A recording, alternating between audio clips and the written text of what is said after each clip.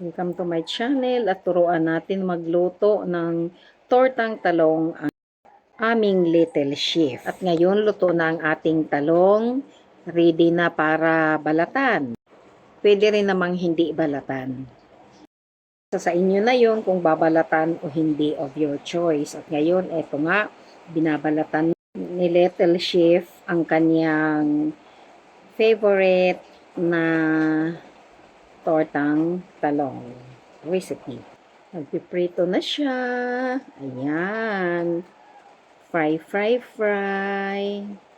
Hindi ko na nga pala, guys, pinakita yung paglagay ng timpla kasi asin at vichin lang naman. Usually yung gamit kong panimpla kasi traditional cooking lang tayo.